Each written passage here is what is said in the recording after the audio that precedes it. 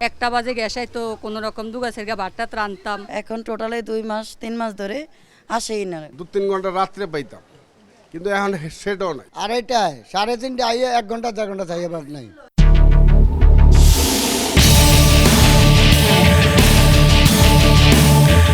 সারাদিনের মধ্যে আর কোনো গ্যাস নেই। মোট কথা গ্যাস থাকেই না। রান্না করতে পারলে খাইতে পারি না। অফিসে গেতাছি না খেয়ে যেতে হচ্ছে। ভাত খামু না, সিলিন্ডার কিনুম না, ঘর ভাড়া দিন।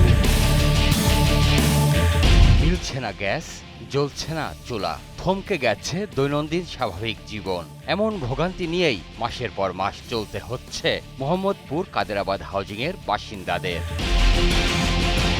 দিনের বেলা দূরে থাক, গভীর রাতেও এক বিন্দু গ্যাসও পাওয়া যাচ্ছে না তিতাসের লাইনে। গ্যাসের অভাবে অধিকাংশ বাসায় বন্ধ হয়ে গেছে রান্না। এমন প্রবলেম যে না খেয়ে অফিসে যেতে হচ্ছে, না খেয়ে অফিসে যায়, আবার যখন অফিস থেকে ব্যাক করে তখনও না খেয়ে থাকতে হয়। আমরা ঠিক মতন হাফ বেলাও আধা ঘন্টাও গ্যাস পাই না। সারাদিন উপাস হয়েছি ছেলে মেয়ে লইয়া, এই যে এখন রানতে আসি। দুপুরে রান্ধতে হবে, রান্ধতে আছি, খাইতে খাইতে রাইত হইব। দীর্ঘদিন যাবৎ গ্যাস নিয়ে খুব ভুগতেছি। স্থানীয়রা জানান, আগে দিনের বেলায় গ্যাস না থাকলেও রাতে একটু হলেও পাওয়া যেত, কিন্তু গত 1 মাস যাবৎ একেবারেই বন্ধ হয়ে গেছে।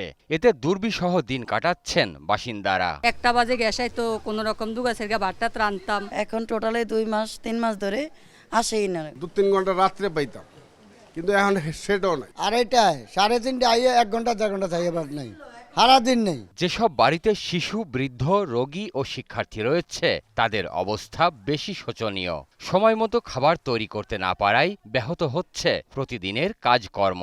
সবচেয়ে প্রবলেম হচ্ছে যে ছোট বাচ্চাদের, স্কুল গোয়িং বাচ্চাদের রান্না বান্নাতে অনেক লেট হচ্ছে, তারপর আমার স্কুলে যেতে দেরি হচ্ছে। বাচ্চাদের তো অনেক ধরনের খাবার লাগে, কিন্তু আমরা বানাইতে পারি না। বাধ্য হয়ে অনেকে সিলিন্ডার গ্যাস বা ইন্ডাকশন চুলা ব্যবহার করছেন। সেক্ষেত্রে আর্থিক ধাক্কায় পড়তে হচ্ছে মধ্যবিত্তদের। কিনা সিলিন্ডার আমাদের রান্না বান্না করতে আমাদের খুবই কষ্ট হয়। গ্যাসের বিকল্প হিসেবে কারেন্টের চুলা ব্যবহার করছি, এছাড়া কোনো উপায় নেই, যেহেতু আমরা রান্না করব, নাহলে আমরা তো খেতে পারছি না। আমাদের চুলাগুলো আসলে শক্ত হয়ে গেছে অনেক অবস্থা, আপনি বুঝতেই পারছেন কি অবস্থা।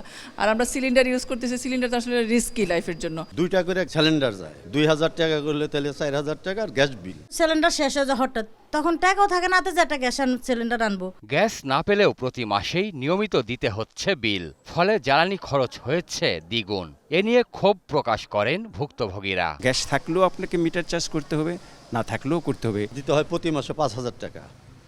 কয় টাকা চাকরি করি? মধ্যবিত্তরা তবু কোনো রকমে দিন গুজরান করতে পারলেও নিম্নবিত্তের দুর্দশা বর্ণনাতীত। দিন এনে দিন খাওয়া মানুষের পক্ষে জ্বালানির জন্য অতিরিক্ত খরচ করা অসাধ্য। এই বাড়িতে সিরিয়াল ধরে গ্যাস নাই, কি করুম? লাড়কিটা পাকাইতে হয় আমাকে। আজকে চিল্লাচিল্লি করছি, ঘর ভাড়া কমায় না, ওই লাড়কি টাকাটা কমান না, কমাইব না। রান্না বান্না করে যদি না খাইতে পারি তো আমরা কিভাবে ঢাকা শহর আমরা থাকুম, বসবাস করুম? অনেকে লাকড়ির চুলায় রান্না করছেন, সেটাও নানা বিপত্তির কারণ হয়ে দাঁড়িয়েছে। 2 কেজি লাড়কি আনে, 2 সরা রান্দা যদি রান্ধি তো 3 কেজি লাড়কি লাগে আমাকে। ভাত এই খামো না 30 টাকা দিয়ে লাড়কি কিনবো কোন তো? এই লাড়কি দিয়ে এনে ধরাও রান্ধো, ধুমা ঘর নষ্ট হয়ে যায়। এ নিয়ে তিতাস গ্যাস কর্তৃপক্ষের কাছে একাধিকবার অভিযোগ জানালেও কোনো সুরাহা হয়নি। পুরা কাদেরাবাদে বাসা খালি, আমাদের ভাড়া হচ্ছে না। এখন লাকিতে রেন দেখাইতেছি, বাড়িটারা তুলপাল লাগাই দেয়। টাকা দিয়ে ভাড়া থেকে যদি গ্যাস যদি না পাই তাহলে তো এটা আমাদের বাড়তি খরচা। তারা আইসা দেখা চলে যায়, যে এটা আমাদের কিছু করার নেই। গ্যাস সংকট সমাধানে অপারগতা প্রকাশ করেন তিতাসের কর্তা ব্যক্তিরাও। 220 মিলিয়ন পার ডে যদি আমি এই মুহূর্তে ঢাকায় দিতে পারতাম, তাহলে কিন্তু আপনি এই যে এলাকাভিত্তিক ক্রাইসিসটা কম থাকতো। বিল মিটিয়েও সেবা না পাওয়ায় ক্ষুব্ধ বাসিন্দারা বিকল্প উপায়ে সংকট নিরসনের দাবি জানান। কাদেরাবাদ হাউজিংয়ের এইসব ভবনে রয়েছে তিতাস গ্যাসের সংযোগ, কিন্তু 24 ঘন্টায় 1 ঘন্টার জন্য দেখা মিলছে না গ্যাসের। এতে করে বাধ্য হয়ে অনেকেই ব্যবহার করছেন সিলিন্ডার গ্যাস, কিন্তু যাদের সামর্থ্য নেই তাদেরকে পড়তে হচ্ছে অসহনীয় ভোগান্তিতে।